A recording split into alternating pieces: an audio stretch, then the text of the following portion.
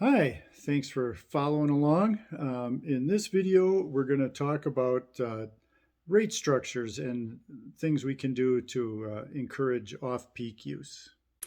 When I talk about moving loads from peak to off-peak, I don't mean staying up till 2 in the morning to watch TV because that's when electricity is cheaper.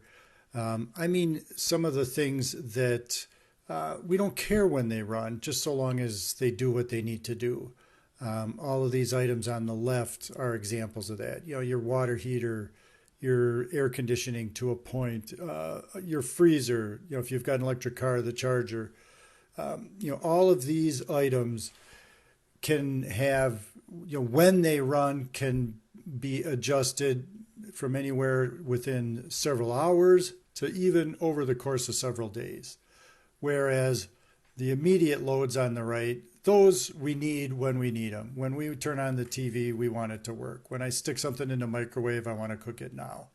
So when we talk about load management, we're talking about these flexible loads and moving those to off-peak times.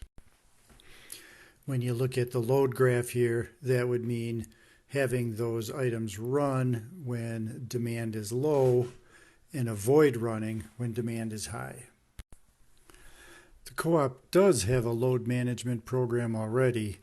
We'll go through it a little bit here, and you'll see it's very restricted and really not that friendly. It's not that user-friendly. One of the options is you can have the co-op install a device on your electric water heater that will turn it off during peak times. As far as I know, when you do that, you get a credit of $2 each month on your bill. Another option, if you've got central air conditioning, is to have them install a device on the compressor for your air conditioning unit. And the way this thing works is it will kind of round robin your air conditioner with 4 other compressors.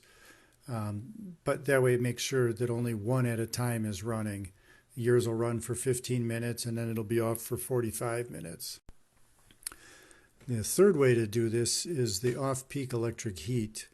With this, you get a pretty good rate of about 6 cents per kilowatt hour. However, you still need some other form of heat to make sure your house doesn't get cold during peak times. And you need to install a second meter that is wired to that specific electric heating circuit.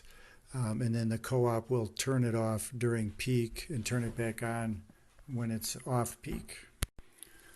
While all 3 of these approaches do some load management, they're pretty restrictive in that you can only put specific items on them.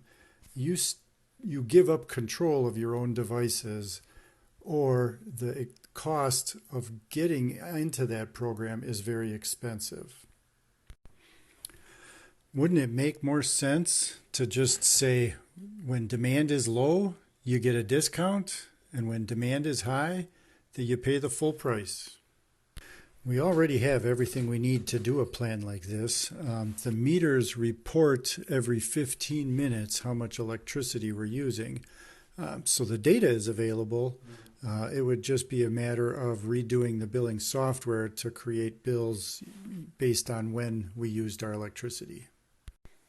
This is a screenshot from my SmartHub app, and you can see in the picture to the right 12 a.m., 12:15, 12:30. So the use for every 15 minutes is already reported. Creating a rate structure like what I'm suggesting would be very inexpensive for the co-op to do. It would give us as members a reason to manage our loads, and overall the co-op would save a lot of money, so it would benefit all of us, even people who don't move their loads. Thanks for watching. I'll follow this up. There will be one more video that will talk about how to make it even better yet.